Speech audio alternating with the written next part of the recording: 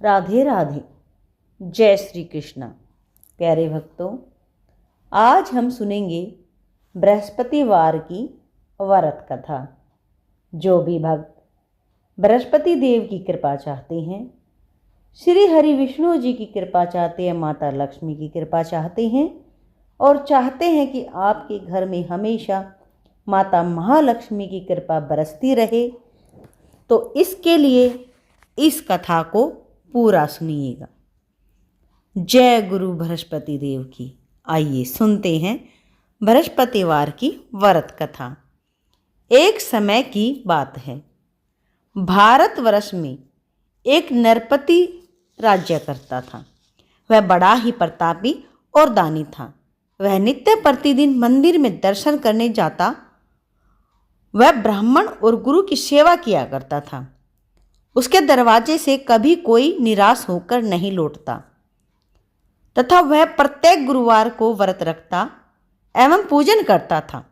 हर एक दिन गरीबों की सहायता करता था, परंतु यह सब बातें उसकी पत्नी को कतई अच्छी नहीं लगती थी। वह न तो व्रत करती और ना ही किसी को एक दमड़ी तक दान में देती थी तथा वो राजा से भी ऐसा करने को मना करती थी। एक समय की बात है, राजा तो शिकार खेलने वन को चले गए। घर पर रानी और दासी थी। उस समय गुरु बृहस्पति देव एक साधु का रूप धारण कर राजा के दरवाजे पर भिक्षा मांगने गए तथा भिक्षा मांगी तो रानी कहने लगी, हे साधु महाराज, मैं इस दान और पुण्य से तंग आ गई हूं। मेरे से तो घर का कार्य ही समाप्त नहीं होता और इस कार्य के लिए तो मेरे पति देव ही काफी हैं।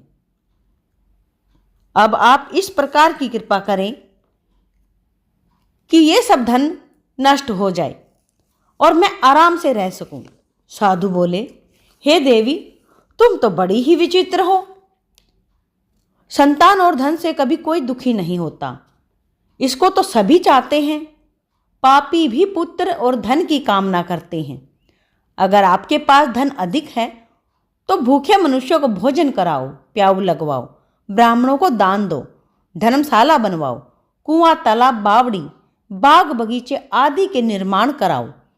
निर्धन मनुष्यों की कुंवारी कन्याओं का विवाह कराओ और अनेकों यज्ञादि धर्म करो। इस प्रकार के कर्मों से आपके कुल और आपका नाम परलोक में सार्थक होगा और स्वर्ग की प्राप्ति होगी। मगर वह रानी इन बातों से बिल्कुल भी खुश नहीं हुई। वह बोली, हे साधु महाराज, मुझे ऐसे धन की भी क्या आवश्यकता है जिसको और कोई मनुष्यों को मैं दान में दूं तथा जिसको रखने और उठाने से ही मेरा सारा दिन और सारा समय बर्बाद हो जाए। साधु ने कहा, हे देवी, तुम्हारी ऐसी इच्छा है तो ऐसा ही सही, मैं तुम्हें बताता हूं, वैसा ही करना।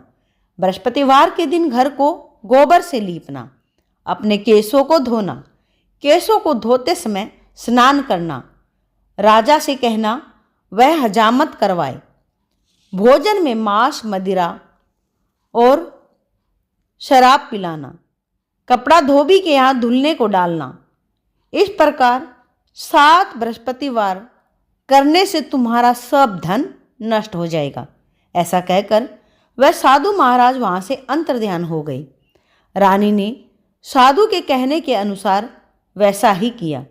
3 बृहस्पतिवार ही बीते थे कि उसका समस्त धन नष्ट हो गया और भोजन के लिए दोनों समय तरसने लगे, सांसारिक भोगों से दुखी रहने लगे।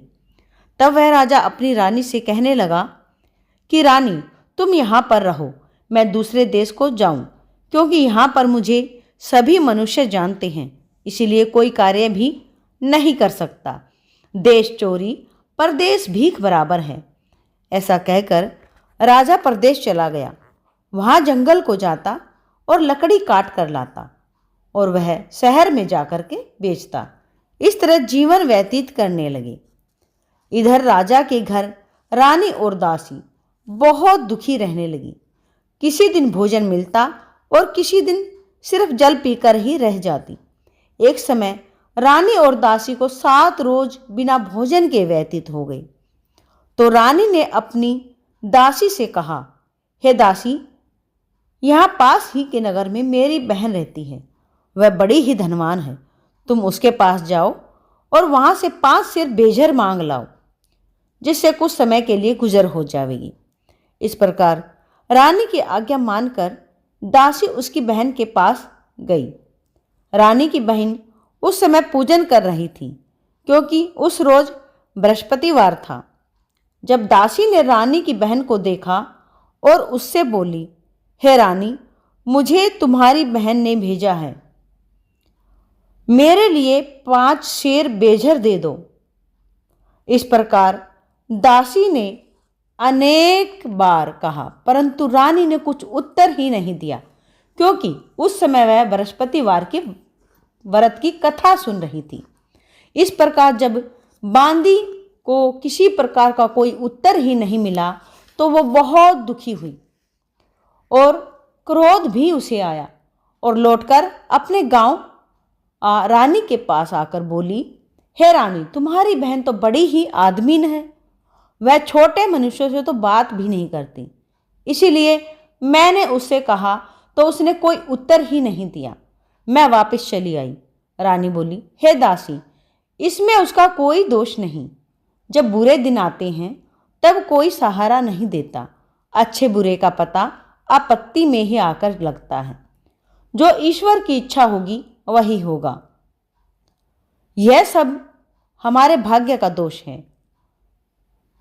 इधर उस रानी ने देखा कि मेरी बहन की दासी आई थी, परंतु मैं उससे नहीं बोली, इससे वह बहुत दुखी हुई होगी। यह सोचकर कथा को सुन और विष्णु भगवान का पूजन समाप्त कर वह रानी बहन के घर चल दी और जाकर अपनी बहन से कहने लगी, हे बहन, मैं बृहस्पतिवार का व्रत कर रही थी और कथा सुन रही थी। तुम्हारी दासी गई, परंतु जब तक कथा पूर्ण नहीं होती तब तक नहीं उठते और ना ही बोलते, इसीलिए मैं न बोली। कहो दासी, क्यों गई थी? रानी बोली, बहन, हमारे अनाज नहीं था। वैसे तुमसे तो कोई बात छिपी नहीं है, इस कारण मैंने दासी को तुम्हारे पास 5 सेर बेझर लेने के लिए भेजा था। रानी बोली, बहन देखो, बृहस्पति भगवान मनोकामना पूर्ण करते हैं। देखो, शायद तुम्हारे घर में अनाज रखा हो। इस प्रकार का वचन जब रानी ने सुना तो घर के अंदर गई और वहां उसे एक घड़ा बेझर का भरा मिल गया। तब तो उस रानी और बांदी को बहुत खुशी हुई और दासी कहने लगी, हे रानी, देखो, वैसे हमको जब नहीं मिलता तो हम रोज ही व्रत करते हैं। अगर इनसे व्रत की विधि और कथा पूछ ली जाए तो उसमें क्या बुराई है, हम भी व्रत किया करेंगे। तब इस दासी की बात सुन रानी ने अपनी बहन से पूछा कि हे बहन, बृहस्पतिवार के व्रत की कथा कैसे है तथा यह व्रत कैसे करना चाहिए? रानी की बहन ने कहा, गुरु के व्रत में चना की दाल, मुनक्का से भगवान विष्णु का और केले की जड़ में पूजन करें तथा दीपक जलावें, पीला भोजन करें तथा कहानी सुनें। इस प्रकार रानी और दासी दोनों ने निश्चय किया, बृहस्पतिवार की व्रत कथा और व्रत करने का निश्चय किया। बृहस्पति भगवान का पूजन जरूर करेंगे। 7 रोज जब बृहस्पतिवार आया तो उन्होंने व्रत रखा। गुड़साल में जाकर चना गुड़ बीन लाई तथा उसकी दाल से केले की जड़ का तथा भगवान विष्णु का पूजन किया। अब भोजन पीला कहाँ से लावे? बेचारी बड़ी दुखी हुई, परंतु उन्होंने व्रत किया था, इस कारण गुरु भगवान प्रसन्न थे। 2 थालों में सुंदर पीला भोजन लेकर आए और दासी को देकर बोले, हे दासी, तुम्हारे और तुम्हारी रानी के लिए भोजन है, तुम दोनों करना। दासी भोजन पाकर बड़ी प्रसन्न हुई और रानी से बोली, चलो रानी जी, भोजन कर लो। रानी को इस विषय में कुछ पता नहीं था, इसीलिए वह दासी से बोली, तू ही भोजन कर, क्योंकि तू हमारी व्यर्थ में हंसी उड़ाती है। दासी बोली, एक महात्मा भोजन दे गया है। रानी कहने लगी, वह भोजन तेरे लिए ही दे गया है, तू ही भोजन कर। दासी ने कहा, वह महात्मा हम दोनों को 2 थालों में भोजन दे गया है, इसीलिए मैं और तुम दोनों ही साथ साथ भोजन करेंगे। इस प्रकार रानी और बांदी दोनों ने गुरु भगवान को नमस्कार कर भोजन आरंभ किया तथा वह प्रत्येक बृहस्पतिवार को गुरु भगवान का व्रत और पूजन करने लगी। बृहस्पति भगवान की कृपा से फिर से रानी और दासी के पास धन हो गया। रानी फिर उसी प्रकार आलस्य करने लगी। तब दासी बोली, देखो रानी, तुम पहले इस प्रकार आलस्य करती थी, तुम्हें धन रखने में कष्ट होता था, इस प्रकार इस कारण ही सभी धन नष्ट हो गया। अब गुरु भगवान की कृपा से धन मिला है तो फिर तुम्हें आलस्य हो रहा है। बड़ी मुसीबतों के पास हमने ये धन पाया है, इसीलिए हमें दान पुण्य करना चाहिए तथा भूखे मनुष्यों को भोजन कराओ, प्याऊ लगवाओ, ब्राह्मणों को दान दो, कुआं, तालाब, बावड़ी आदि का निर्माण करो, मंदिर पाठशाला बनवाकर दान दो, कुंवारी कन्याओं का विवाह करवाओ, धन को शुभ कर्मों में खर्च करो, जिससे तुम्हारे कुल का यश बढ़े तथा स्वर्ग की प्राप्ति हो और पितृ भी प्रसन्न हो। तब रानी ने इसी प्रकार कर्म करने प्रारंभ कर दिए तो काफी यश फैलने लगा। एक दिन रानी और दासी विचार करने लगी, न जाने राजा किस प्रकार होंगे, उनकी कोई खबर नहीं। गुरु भगवान से उन्होंने प्रार्थना की और भगवान ने रात्रि में राजा को स्वप्न में कहा, हे राजा, उठ, तेरी रानी तुझको याद करती है, अपने देश को चलो। राजा प्रातःकाल उठा और विचार करने लगा, स्त्री जाति को खाने और पहनने की संगनी होती है, पर भगवान की आज्ञा मानकर वह अपने नगर के लिए चलने को तैयार हुआ। इससे पूर्व जब राजा परदेश चला गया तो परदेश में दुखी रहने लगा। प्रतिदिन जंगल में से लकड़ी बीन कर लाता और उन्हें शहर में बेचकर अपने दुखी जीवन को बड़ी कठिनता से व्यतीत करता था। एक दिन राजा दुखी होकर अपनी पुरानी बातों को याद करके रोने लगा। तब उस जंगल में से बृहस्पति देव एक साधु का रूप धारण कर आ गए और राजा के पास आकर बोले, हे लकड़हारे, तुम इस सुनसान जंगल में किस चिंता में बैठे हो, मुझको बतलाओ। यह सुन राजा के नेत्र में जल भर आया और साधु की वंदना कर बोला, हे प्रभु, आप सब कुछ जानने वाले हो। इतना कह साधु को अपनी संपूर्ण कहानी बतला दी। महात्मा दयालु होते हैं। उससे बोले, हे राजा, तुम्हारी स्त्री ने बृहस्पति देव का अपमान किया था, जिस कारण तुम्हारी यह दशा हुई थी। अब तुम किसी प्रकार की चिंता मत करो, भगवान तुम्हें पहले से अधिक धनवान करेंगे। देखो, तुम्हारी स्त्री ने भी गुरुवार का व्रत प्रारंभ कर दिया है और तुम मेरा कहना मानकर बृहस्पतिवार को व्रत करके चने की दाल, गुड़, जल के लोटे में डालकर केले का पूजन करो। फिर कथा सुनो, भगवान तेरी सब मनोकामनाओं को पूर्ण करेगा। साधु को प्रसन्न देखकर राजा बोले, हे प्रभु, मुझे लकड़ी बेचकर इतना पैसा नहीं मिलता जिससे भोजन करने के उपरांत कुछ बचा सकूं। मैंने रात्रि में अपनी रानी को व्याकुल देखा है, मेरे पास कुछ भी नहीं जिससे उसकी खबर तो मंगा सकूं, और फिर कौन सी कहानी कहूं, यह मुझको भी कुछ भी मालूम नहीं। साधु ने कहा, हे राजा, तुम किसी बात की चिंता मत करो। बृहस्पतिवार के दिन तुम रोजाना की तरह लकड़ी लेकर शहर को जाओ। तुमको रोज से दुगना धन प्राप्त होगा, जिससे तुम भली भांति भोजन कर लोगे तथा बृहस्पति देव की पूजा का सामान भी आ जाएगा और बृहस्पतिवार की कहानी सुन लोगे। बृहस्पति देव की कहानी। प्राचीन काल में एक ब्राह्मण था। वह बहुत निर्धन था। उसके कोई भी संतान नहीं थी। उसकी स्त्री बहुत मलिनता के साथ रहती थी। वह स्नान न करती थी, किसी देवता का पूजन नहीं करती थी, प्रातःकाल उठते ही सर्वप्रथम भोजन करती थी, बाद में कोई अन्य कार्य करती थी। इससे ब्राह्मण देवता बड़े दुखी थे। बेचारे बहुत कुछ कहते थे, किंतु उसका कोई परिणाम न निकला।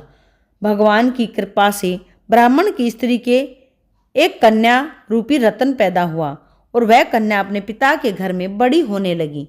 वह बालिका प्रातः स्नान करके भगवान विष्णु का जाप करने लगी, बृहस्पतिवार को व्रत करने लगी, अपने पूजन पाठ को समाप्त करके स्कूल जाती तो अपनी मुट्ठी में जौ भर के ले जाती और पाठशाला के मार्ग में डालती जाती। तब ये जौ श्रवण के हो जाती। लौटते समय उनको बीन कर घर ले आती। एक दिन वह बालिका सूप में उन सोने के जौओं को फटक कर साफ कर रही थी। उसके पिता ने देख लिया और कहा, बेटी, सोने के जौं को फटकने के लिए सोने का ही सूप होना चाहिए। दूसरे दिन गुरुवार था। इस गुरुवार को उस कन्या का व्रत था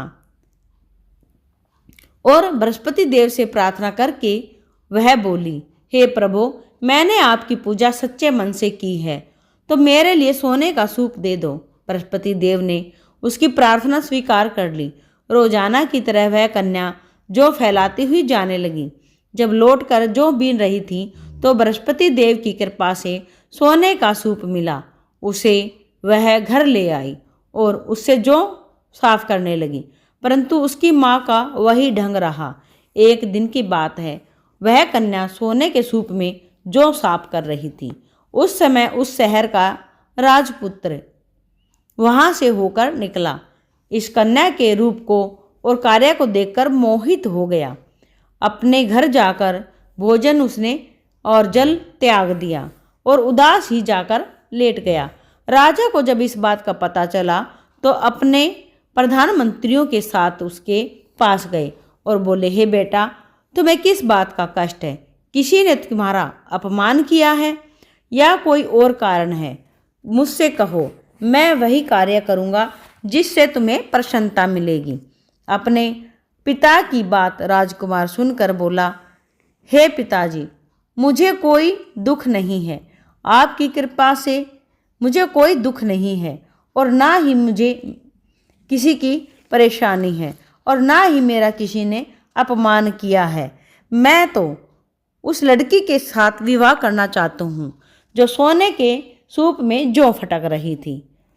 यह सुन राजा आश्चर्य में पड़ा और बोला, बेटा, इस तरह की कन्या का पता तुम ही लगाओ, मैं उसके साथ तेरा विवाह अवश्य ही करवा दूंगा। राजकुमार ने उस लड़की के घर का पता बतलाया। तब मंत्री उस लड़की के घर गए और ब्राह्मण देवता को सभी हाल बतलाया। ब्राह्मण देवता राजकुमार के साथ अपनी कन्या का विवाह करने के लिए तैयार हो गए तथा विधि विधान के अनुसार ब्राह्मण की कन्या का विवाह राजकुमार के साथ हो गया। कन्या के घर से जाते ही पहले की भांति उस ब्राह्मण देवता के घर में गरीबी का निवास हो गया। अब भोजन के लिए भी अन्न बड़ी मुश्किल से मिलता था। एक दिन दुखी होकर ब्राह्मण देवता अपनी पुत्री के पास गए। बेटी ने पिता की दुखी अवस्था को देखा और अपनी माँ का हाल पूछा। तब ब्राह्मण ने भी सभी हाल कहा। कन्या ने बहुत सा धन देकर अपने पिता को विदा किया। तब इस तरह ब्राह्मण का कुछ समय सुखपूर्वक व्यतीत हुआ। कुछ दिन बाद फिर वही हाल हो गया। ब्राह्मण फिर अपनी कन्या के यहाँ गया और सभी हाल कहा तो लड़की बोली, हे पिताजी, आप माता जी को यहाँ लिवा लाओ, मैं उसे विधि बता दूंगी जिससे गरीबी दूर हो जाए।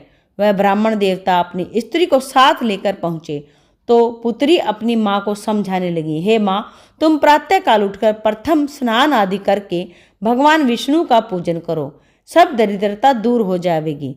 परंतु उसकी माँ ने एक भी बात नहीं मानी और प्रातःकाल उठकर अपनी पुत्री के बच्चों की झूठन को खा लिया।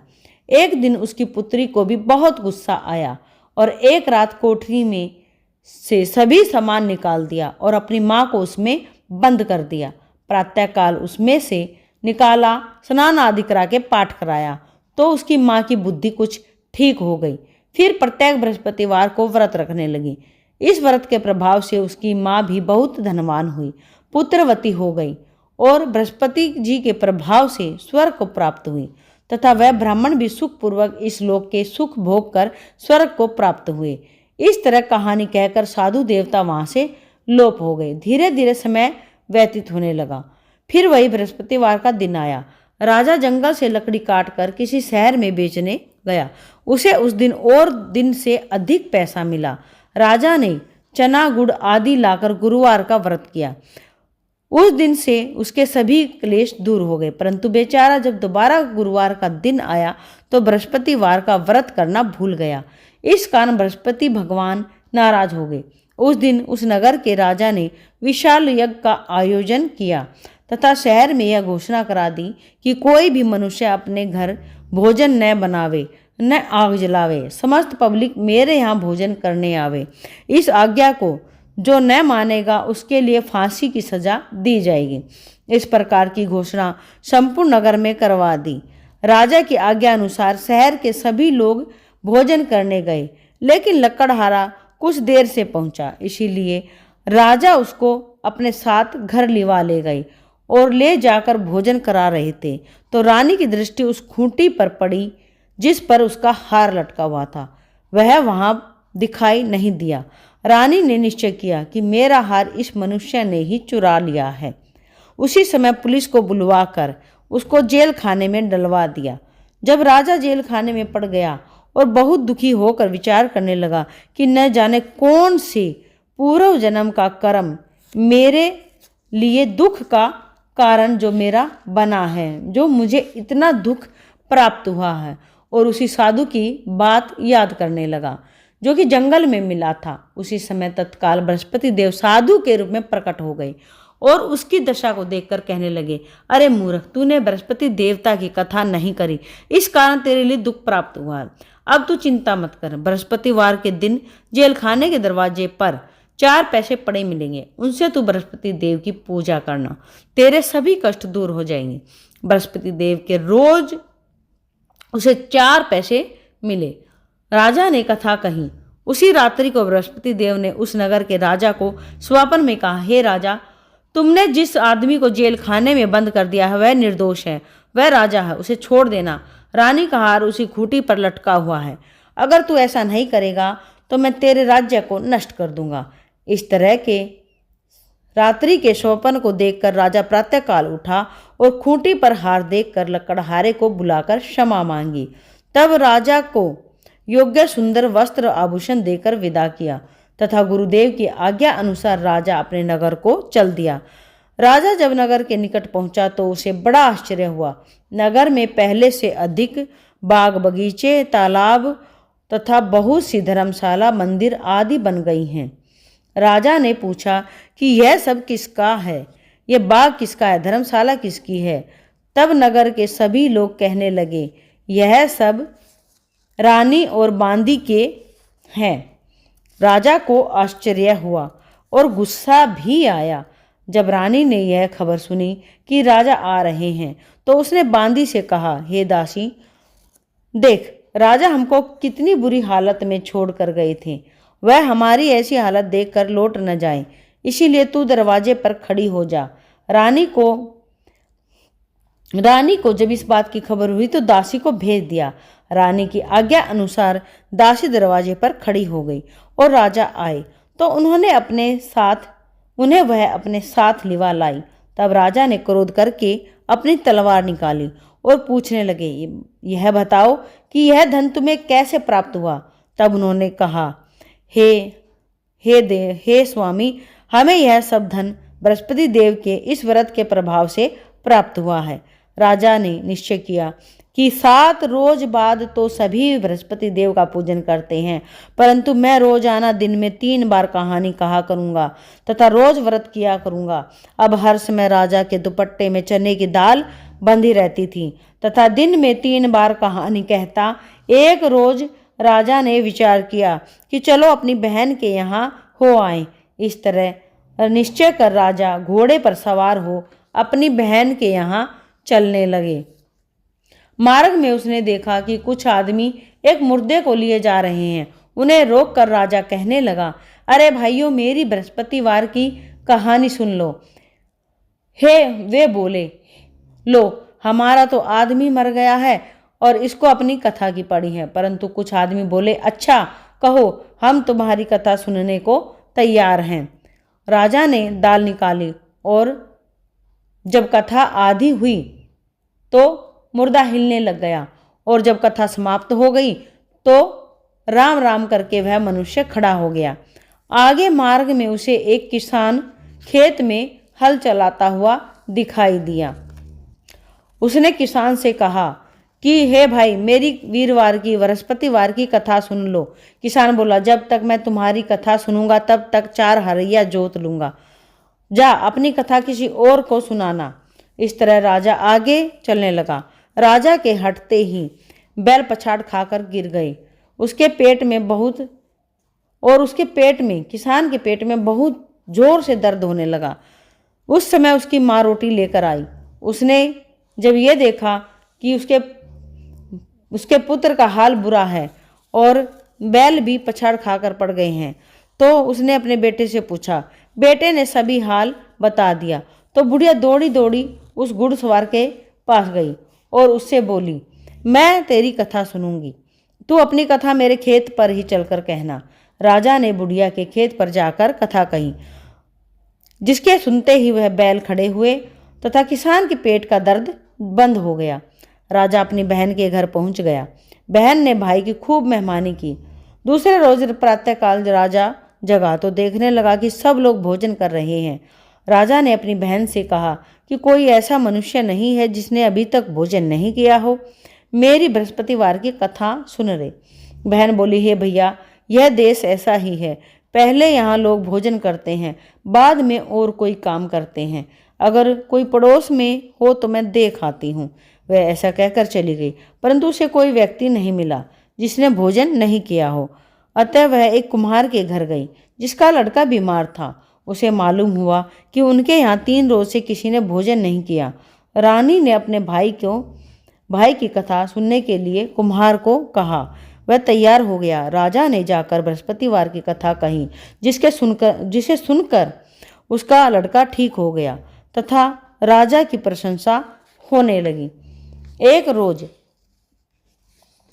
रोज राजा ने अपनी बहन से कहा, हे बहन, हम अपने घर को जाएंगे, तुम भी तैयार हो जाओ। राजा की बहन ने अपनी सास से कहा। सास बोली, हाँ चली जा, परंतु अपने लड़कों को मत ले जाना,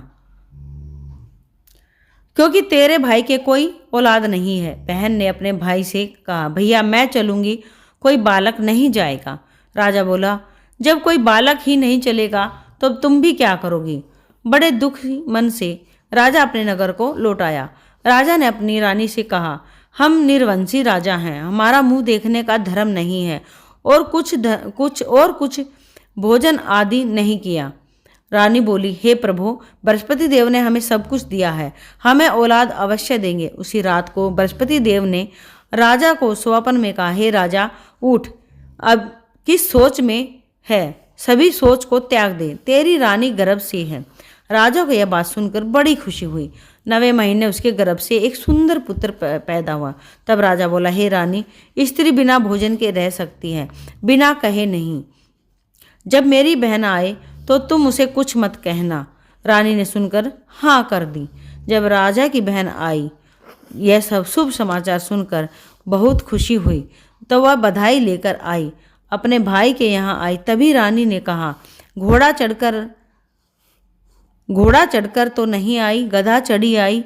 राजा की बहन बोली, भाभी, इस प्रकार न कहो, मैं ऐसा न कहती तो तुम्हें औलाद नहीं मिलती। बृहस्पति देव ऐसे ही हैं, जैसी जिसके मन में कामनाएं हैं सभी को पूर्ण करते हैं। जो सद्भावना पूर्वक बृहस्पतिवार का व्रत करता है एवं कथा सुनता पढ़ता है अथवा मन लगाकर बृहस्पति देव के व्रत करता है और इस कथा को दूसरों को सुनाता है, बृहस्पति देव उसकी सभी मनोकामना पूर्ण करते हैं। भगवान बृहस्पति देव उनकी सदैव रक्षा करते हैं। संसार में सद्भावना से भगवान जी का पूजन व्रत सच्चे मन से हृदय से करते हैं तो उसकी सभी मनोकामना पूर्ण होती हैं।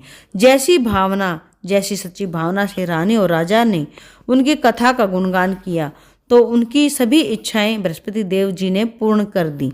इसीलिए इस कथा को सुनने के बाद प्रसाद लेकर जाना चाहिए। हृदय से उनका मनन करते हुए जयकारा बोलना चाहिए। बोलो बृहस्पति देव भगवान की जय, बोलो गुरुदेव भगवान की जय, बोलो विष्णु भगवान की जय। आप ये कथा कहाँ से सुन रहे हो और जिसने भी ये कथा पूरी सुनी है कमेंट करके आप हमें बताएं और भगवान बृहस्पति देव आपकी मनोकामना पूर्ण करे और भगवान विष्णु और माता महालक्ष्मी की कृपा सदैव सदैव आप सभी पर बरसती रहे। प्यारे भक्तों, आज के लिए इतना ही। मिलते हैं जल्दी फिर से एक नई वीडियो में, कथा कहानी से जुड़ी या पूजा पाठ से जुड़ी नई वीडियो में फिर से। जय श्री हरि, जय लक्ष्मी नारायण भगवान की जय।